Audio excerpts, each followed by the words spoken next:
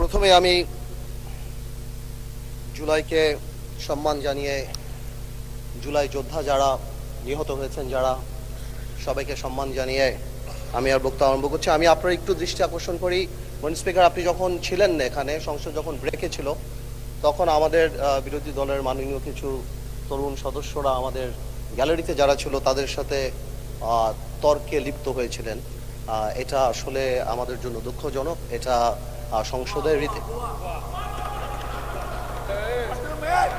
মাননীয় স্পিকার, আপনি দেখতে পারবেন, এগুলি রেকর্ডেড আছে, আপনি দেখতে পারবেন। আমি এটাই বলার চেষ্টা করছি, আমি খারাপ বলছি না, আমি বলছি যে আমাদের জুলাই যোদ্ধাদের সাথে ডিল করার জন্য আরো অনেক ধৈর্যের পরিচয় দিতে হবে। আমরা আর কিছুই বলি নাই, আমি আপনাকে খারাপ কিছু বলছি। আমি বলছি যে ওনারা যেহেতু আহত, ওনারা নিহত, they paid the price, we are here, এই কারণে আমাদের সহ্য ক্ষমতা আরো বাড়াতে হবে। আমি এই ব্যাপারে এইটাই বলছি, এর চেয়ে বেশি কিছু বলে নাই।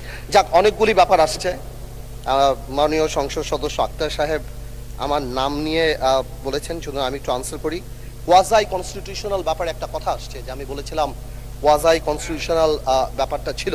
আসলে কোয়াজাই কনস্টিটিউশনাল ব্যাপারটা তো ছিল, এখন নেই। ওটা ছিল বলেই তো কনস্টিটিউশনের কিছু কিছু পার্ট আমরা সে সময় নিয়েছিলাম, মাননীয় স্পিকার। কারণ এই সংবিধান তো বলে নাই যে কোনো দেশ থেকে প্রধানমন্ত্রী ভেঙে গেলে কি করা যাবে। সংবিধানে অনেক গ্যাপ ছিল, যার কারণেই দেখা গিয়েছিল যে সেই সময় শাহাবুদ্দিন সাহেবের ওখানে আমাদের অনেকেই এখানে যারা আছেন ওনারা শপথও নিয়েছেন, কিন্তু পরে আবার শাহাবুদ্দিন সাহেবকে চ্যালেঞ্জ করেছেন, এই পার্লামেন্ট ছেড়ে বয়কট হয়েছে। তো এই ব্যাপারগুলি তো ছিল। আমরা তো সেই সময় এই জিনিসটাকে ম্যানেজ করার জন্য একটা সিচুয়েশন ক্রিয়েট করতে চেয়েছিলাম। আরেকটা কথা আসে, সংস্কার, আমার সময় অনেক অল্প, অনেক স্পিকার, কথা তো অনেক চলে আসছে। আপনার হুইপ আপনাকে এক মিনিট সময় বাড়িয়ে দিয়েছে। সংস্কার আর সংশোধন, এই দুইটা কথা নিয়ে খুব আলাপ হচ্ছে অনেক স্পিকার। আমি এটা আসলে বুঝতে পারছি না, যে আমার মনে হচ্ছে এর মধ্যে খুব ফাইন একটা লাইন আছে, যে সংস্কার আর সংশোধন এই জিনিসটা মানে কি। এই আমরা তো চাচ্ছি যে যেই জুলাই সনদের জিনিসগুলি আসে সেগুলি পার্লামেন্টে, সেগুলি কনস্টিটিউশনের মধ্যে আসবে এবং কনস্টিটিউশনের রীতিনীতি মেনেই আসবে। এর বাইরে তো আমরা কিছু যাচ্ছি না।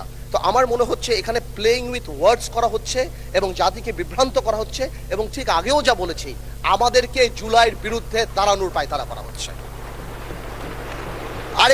আরেকজন আমার সম্মানিত সংসদ সদস্য এখানে বলে গেলেন প্রিঅ্যাম্বল পড়লেই ওই সংস্কার পরিষদের কথা চলে আসবে।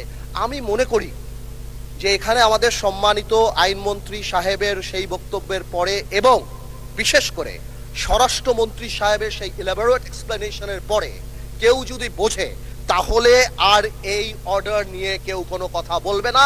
This is void ab initio, এটা থাকে না। এবং বারবার যে জনগণকে বোঝানোর চেষ্টা করা হচ্ছে যে এটা মানি না, এই কারণে আমরা গণভোট মানি না, ইট ইজ আনট্রু।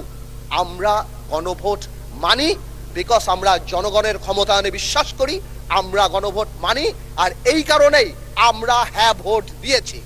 এবং আমাদের সংসদ নেতাও হ্যাঁ ভোটের পক্ষে কথা বলেছে।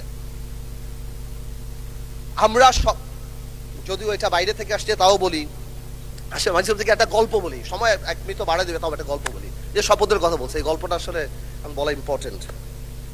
স্পিকার, একটা আইন ছিল,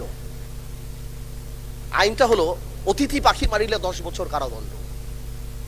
একজন এক বাড়ির মুরগি আরেক বাড়িতে চলে গেছে, ওই লোক জবাই করে খেয়ে ফেলছে। এখন এই লোক মামলা করছে যে এর 10 বছর জেল হইতে হবে, কারণ মুরগিও পাখি আর অন্যের বাড়ি অতিথি। তো কেউ যদি আইন না বোঝে, তাদেরকে বারবার বুঝে আমাদের আর লাভ নাই। মাননীয় স্পিকার, বারবার বলেই যাচ্ছি, this is void ab initio. We respect referendum, এই কারণে আমরা আসছি। এটাকে ইমোশনাল কালার দিয়ে বাংলাদেশকে এমন ভাবে দাঁড় করানো হচ্ছে যে আমরা জুলাই চাই না, আমরা জুলাইয়ের বিরুদ্ধে। ওনারাই একমাত্র জুলাইয়ের টেন্ডার নিয়েছেন, ওনারাই টেন্ডার সাবমিট করছেন। This is so unfair. S মাননীয় স্পিকার, আমি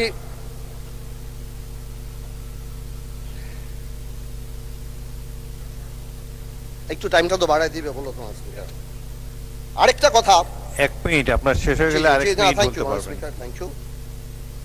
জুলাই জাতীয় সনদের 2025 ভবিষ্যতের পথরেখা,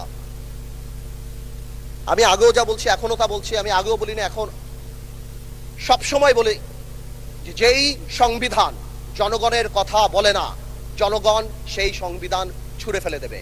বাট যেটা আমরা সংশোধন করতে পারি, যেটা আমরা ঠিক করতে পারি সংবিধানের মধ্যে থেকে, আমরা সেটাই করব। আর এই ভবিষ্যতের পথরেখার আরেকটা কথা বলে দিতে চাই মাননীয় স্পিকার, এই পথরেখায় আমরা সবাইকে সাথে নিয়ে চলতে চাই এই পথে, এবং যখন চলতে চাই আমরা গণতন্ত্রকে আপলিফট করে চলতে চাই। জনগণের ম্যান্ডেট, যার কারণে 217টা সিট পেয়ে আমরা এখানে, আমরা আইন পরিবর্তন করতে চাই, সংবিধানের মধ্যে থেকেই করতে চাই। আপনাকে ধন্যবাদ স্পিকার।